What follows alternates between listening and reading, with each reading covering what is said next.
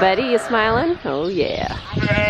Strut this stuff. I might have just a dead ram. It's been a hard day's night. He's been working like a dog. Wow. Maybe this is the switch for 2020 that we need.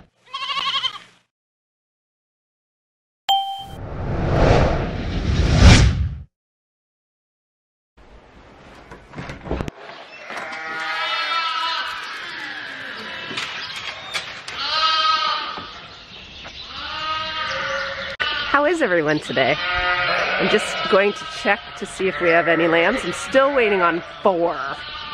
There's nothing more irritating than waiting on like 4 when 98 other ones have already lambed. Oh my god, you guys, what is taking so long? Oh, this is the problem. I gave them 2 full cycles, like 34 days. And 98 out of them, out of 103, caught in the first 17 days. And who knows when these are gonna catch. So, kind of a pain, but it's okay. I've got lots of pen space this time, whereas my December group, I was really tight space. So, it's okay. They have their little area. The only kind of crappy thing is I have to give them water because they can't get to the water bowl. All right, Team Orange. Oh, I see some sniffing. I see some smearing. She's been smeared.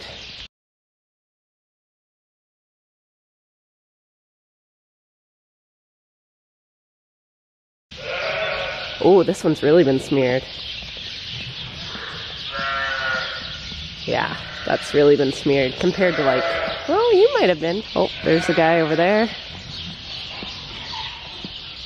Well, there's quite a bit of smearing, and there's lots of green on the boys' chests, which is a good sign. Look at all the look at this guy. I would say they've been busy. Are you two in love? Okay, well, slowly.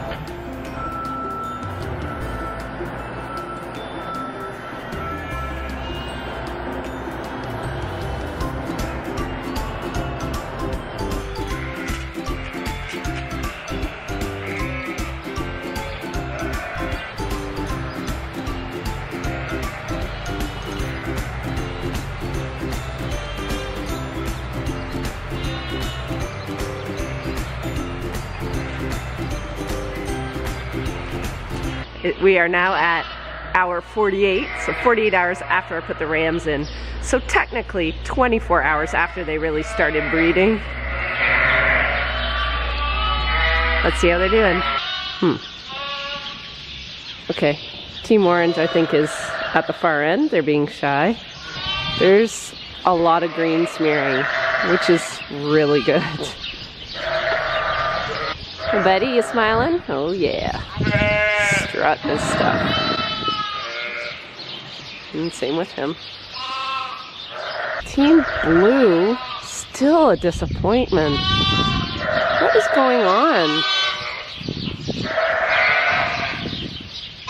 don't know. This is awfully reminiscent of the last group, but then they surprised me and they had like an 80% catch, so maybe I'm overreacting, but oh boy, I don't know.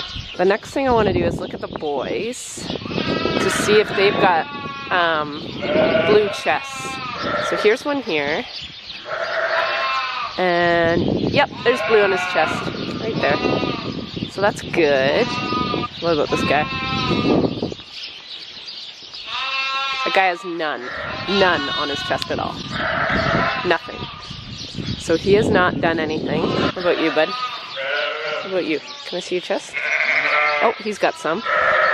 Okay, that's good. So that's 2. And these guys are at the water bowl.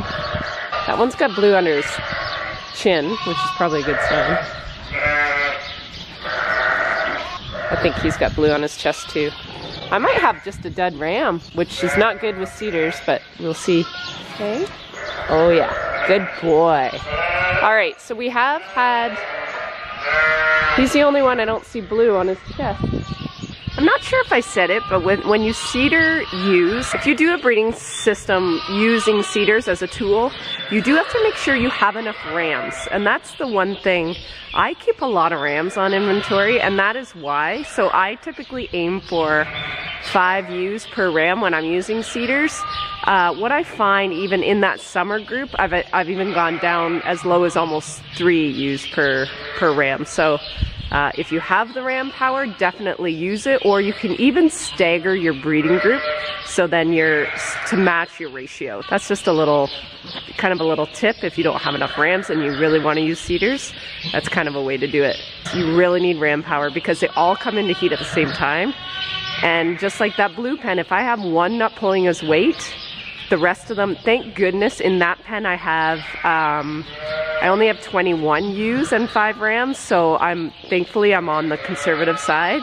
So even if one ram misses, the other one should be able to pick up the slack. But if I had a little bit over 5, that could have been bad.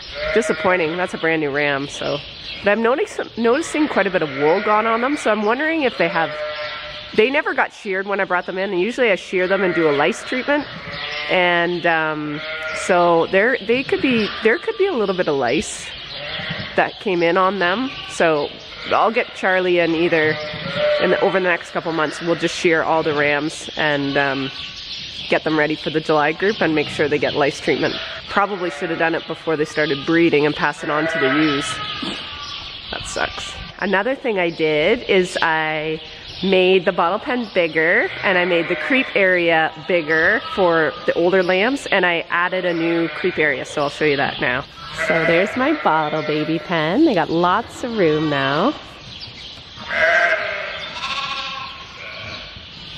Eventually those ones will get moved in here, but I haven't vaccinated them yet, so I don't want them eating the creep until I vaccinate them. Here's the little creep area. I made it bigger, so it kind of wraps around now. And once I take this out, then they'll have this whole area, which is really nice. Oh, they're already in their creep area. Looks like they like it. I forgot a water pail. I do have to get water. But yeah, so yep, just a prepared pellet there, 18% prepared, fully prepared pellets. It's got all its minerals and vitamins and everything in the right into the pellet. Good, so that's done. Good morning, it's Saturday, and apparently I need my sunglasses. Pretty big news today. Oh, I can't see you. We are going to hopefully start planting corn. There's a whole bunch of wives' tales when it comes to when the right time to plant corn is. Wait till the trilliums are out. You gotta see the barn swallows. There's some other ones, something about frost. I only have one. This toque has to be off my head when we go to put that first kernel in the ground, because every time I'm wearing this and we're planting, we end up replanting. I'm gonna cultivate for Mark this morning, and then he's just waiting on a load of fertilizer, starter fertilizer to put with his corn planter. First of all, I just wanted to go see if my sheep are working, because they should be right in the midst of it. Literally everyone is sleeping. There is not one animal up over there. Oh, there's one up right there. Lazy Saturday mornings. They look pretty smeary.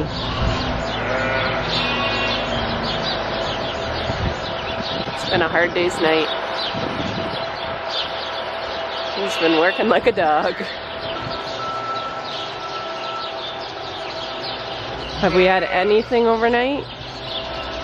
This guy still has nothing on his chest. You've done nothing. Makes me so mad. I don't know. There is some smearing, I think. I'm pretty disappointed with this pen. It makes me so nervous because you only have such a tight window to breed. Now they will get 2 chances. They get this cycle and then they'll come into heat again in about 17 days. For about 3 days.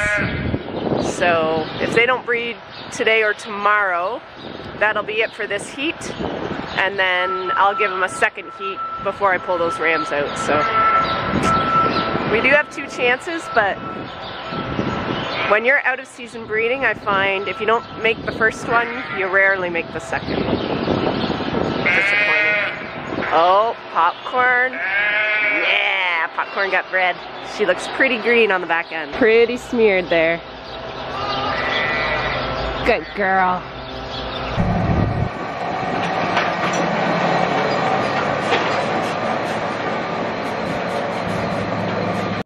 All right, we're in the driver's seat. Mark just took me around to set the level that he wants. This is our last pass over this before we want to plant it. So we don't want to go deep. Like the first pass we did, we went a bit deeper just to really level everything out because this is the field that got tiled last spring. And then it picked up a bunch of rocks. So then we had to pick rocks. We picked rocks for 2 days. When I say we, Mark did 3/4 of it. I did like a quarter of 1 day.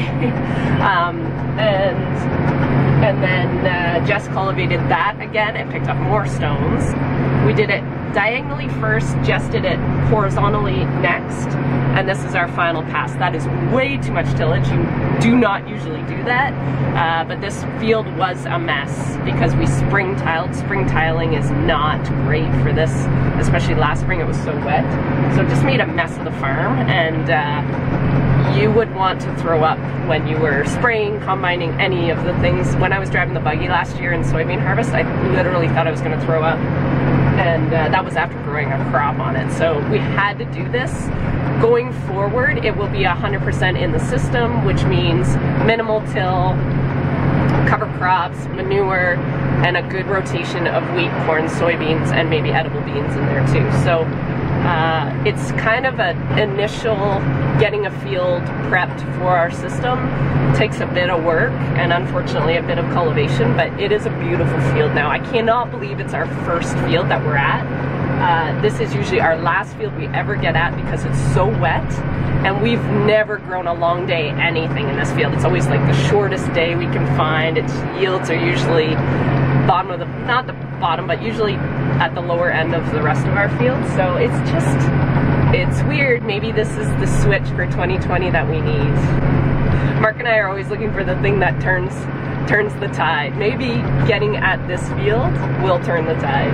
I'm gonna turn here and then I'll give you a little tour of the cab, just if you're interested. I know people only watch me for the sheep, but this is half my life too. Okay, I just nicely got the turn.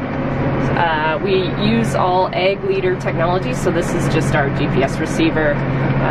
All these tractors, John Deere, Case, they all come with their own built-in systems. It takes a little bit of work setting everything up, but they work really well for us. We use GPS technology on all this stuff, honestly more economical. So yes, this stuff's a lot of money, but it saves us on overlap. Say, here's my cultivator, and since this is like our 3rd time over, I would never know where I've been because I'm just, Mark would be able to do it with very little overlap, but whenever time you get a little bit of overlap, so say I have a foot of overlap on an 80-acre field, that's a lot of dirt that doesn't need done 2 and 3 times, and so just for soil health it's better. It's also fuel economy, right? Like you're driving that many more times over the field, it's more hours, so it's more labor.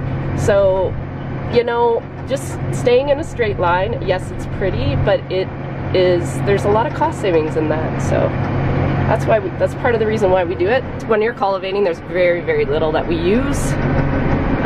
The corn planter, this will be just covered in technology, but for what I need for this is basically just a receiver to keep me straight. That's your tractor cab tour. I just realized that I did the same mistake as I did last year. When I talk about tiling a field, it's not like laying down tile, like floor tile. It's literally perforated tile underneath the ground to help the ground drain. So real heavy soils can retain a lot of water, and it's hard for the water to go anywhere. It can just sit on that top layer. So we put tile. A lot of our fields, a lot of neighbors' fields in this area, they have to tile their fields, just the composition of the soil. Where I grew up, which is about an hour and a half southeast of here, we had very sandy, gravelly soils, so not a lot of tile. I didn't know anything about ground tile until I really met Mark, and in school when I took a soil management class. But yeah, so that's what I mean by tiling. A lot of people are like, what is she talking about when she's talking about tile? I have to remember that not everybody knows what the heck I'm talking about, and a lot of my audience are not from farms, which, giddy up, thank you for being here. And I just want to make sure that you guys are following along with what I'm saying, because farmers have a very bad habit of talking in acronyms or talking in our farmer kind of terminology, and then they can mean something completely different to you guys if you're an urban audience or an audience that just doesn't live on a farm, right? So I have to be very aware and conscious of when I get into the fields or in the barn, when I'm talking about things that is just second nature to me, you guys might not 100% understand, or it might mean something else to you. I'm not sure if I graduated or got demoted, but I'm now picking stones with the ranger, and Mark is just starting to plant corn. He's trying to work the kinks out of the planter. Jess is with him, and I think she's going to take over cultivating. And I'm going to keep on. This is our strip till field. Oh, I should show you. A sec.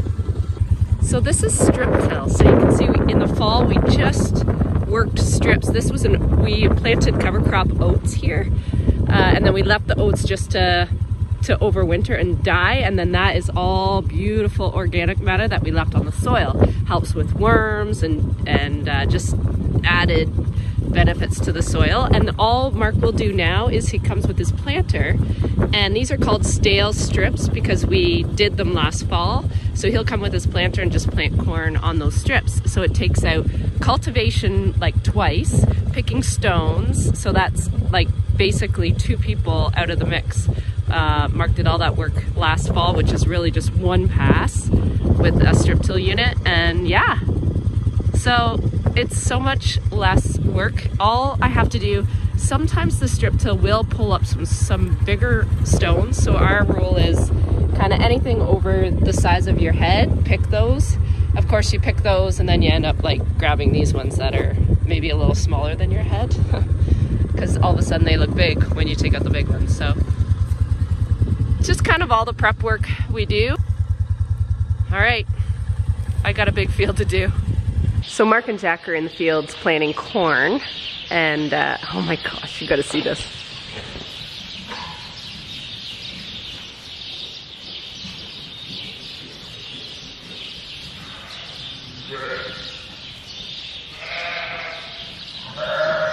Hello. Oh, you're so cute. You look like Rusty.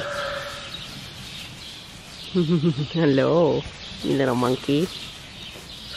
Anyway, yeah, Jack and Mark are planting corn. I don't know how it was going off the get-go. You'll have to check out Mark's video. I'm sure he's a little more, I think he took all the footage over there. So it was kind of nice hanging out in the cultivator. Lauren rode with me for the afternoon. She's still living with us for a couple more days, and then she moves out and moves to London. So tomorrow, Chris is back doing chores, and I gotta get this milk machine cleaned out. These girls, I don't believe, have lambed yet, but let's go check that out. These girls, still nothing.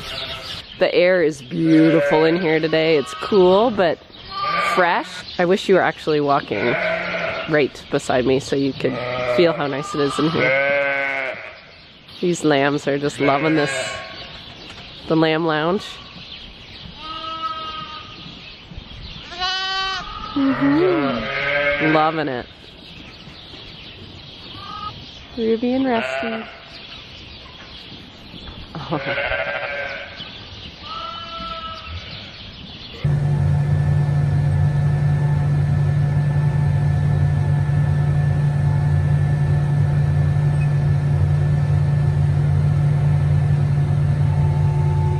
Date night with my honey.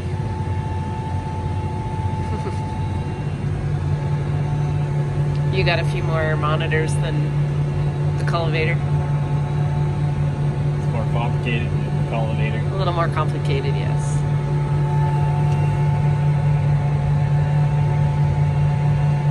Happy Sunday morning. Yeah, we're just, we got in about 10:30 last night from the first field. So we got about 80 acres or so planted. And Mark's just gonna start this 110-ish acre field today. Probably won't get it done, but Monday and Tuesday are still looking sunny. Cool, but sunny, so that's good. It is so windy, you guys.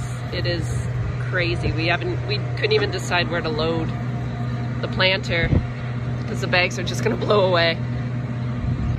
So while we just filled up Mark with the planter, and while he fills up with fertilizer, I just wanna run into the barn and see how those boys are making out.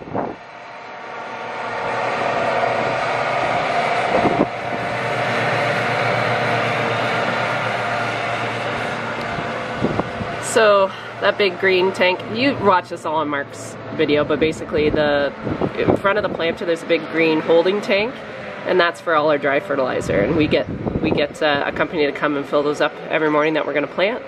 So he's just got an auger set up to the wagon where it's bulk, and then he'll just auger it into that cart. What are you saying, William? Been hard at it? Hey, my boy? Well, it looks quiet on Sunday morning here. Everybody's chilling.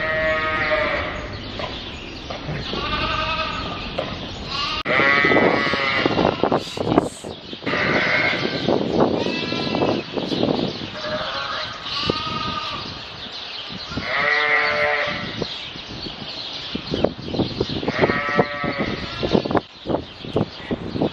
Wow.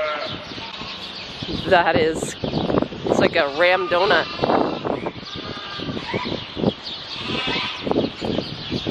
She's very popular.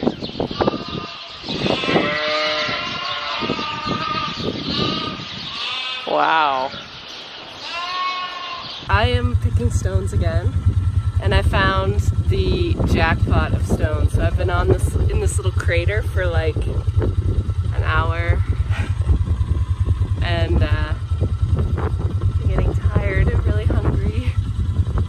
Alright, I think this might be my last load, and go see how Mark's making out. Can you tell I was picking stones? Anyways, ignore. When I was editing my video this morning, I noticed that there was a ewe, and all you guys noticed it too. There was a ewe just limping really bad on her front leg. I was trying to find who it was. I think it was in the 30s. I'm gonna look for her and let you know. I don't know. I can't find one limping. You limping? Are you limping? Nope. I'm gonna have to just walk around.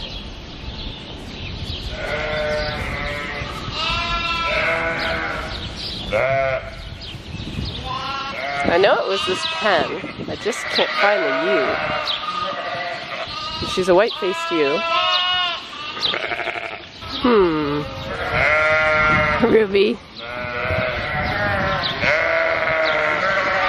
Guys, I can't see her. So whether she was stiff when she got up, I just don't see anyone limping.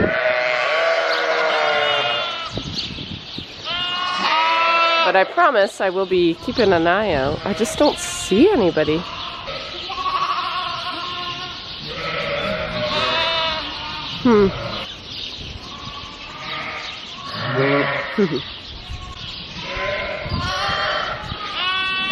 What are you doing?